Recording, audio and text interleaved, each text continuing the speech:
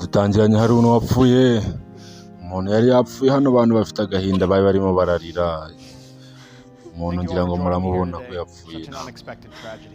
Uza aravuga ati yishimiye kuba muri kumwe natwe hano, twishimiye ko mwadutabaye. Anwar yari umuntu mwiza cyane hano, ariko mbere y'uko apfa yari yasize video, yansabye ko nkanjye nka mushiti wiwe nayibereka.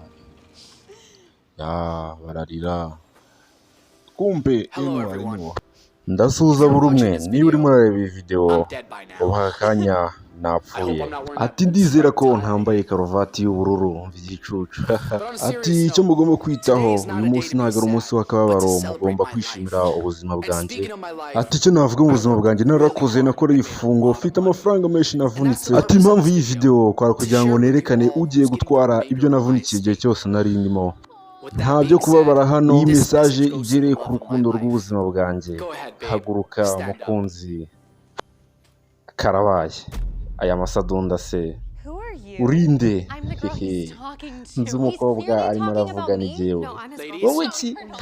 Abakobwa bakomeje gusakuza, Anwar arabacecekesha. Mutuze muceceke twumvikane, muceceke. Okay, muceceke. Iri ni ishyingurwa ryanjye, napfuye nimubona. Birumvikana neza ari uko bigiye kuri wowe. Bu wanjye Magisikari Majani, ndagukunda cyane, umuntu wanjye wagatangaza mu isi yose y'abazima. Ati buri gihe byarandengaga iyo narebaga umusatsi wawe, mwiza cyane kuri urwo rwego. Umukobwa ararakaza kumukubita urushyi, we yavugaga kumbe hano baratangara. Ati nakundaga iyo nagufataga ku butwe bw'imbere, akunda ibyiza byose twagiranaga mukunzi. Ati amaso yawe nk'ay'inyana, wavugaga ararumirwa, kumbe si we bavugaga, dore uwavugaga kumbe nawe undi ararakaraza amwongeza mu rushyi.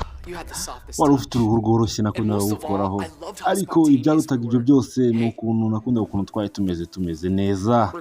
Ati nkunda, ati reba tatuwaje twari dufite twese, bose bafite tatuwaje ko ari babiri, turamenya avuze nde wagenze. Nta gahinda kenshi, byose narabikurikiye.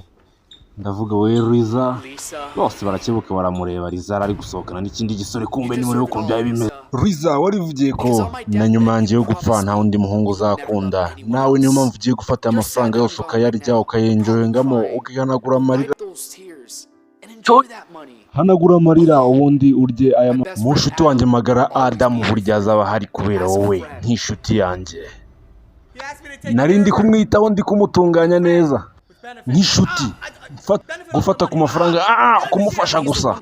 Adamu niwe muntu wenyine nizera ko azaguha ibyo ukeneye byose, kubera ko mufata nk'umuvandimwe wanjye. Ngira ngo namwe murabona uwo muvandimwe ibyo avuye gukora. Ati ndazi uburyo bibabaza kwibana mu nzu wenyine, ariko buri gihe uko uzaba usinziriye nzaza mba ndi iruhande rwawe, wowe ubwo uzaba ubutambona. Nuko arimo arabwira umukunzi we, nyamara nawe murabona uwo yari amaze kumuragiza. Adamu dodo aramushoreye. Ngira ngo namwe mujye mureba bamusigira abantu banyu. Hari igihe usanga uragije ihene yawe umucoma akazayikubagira, nakagaruka.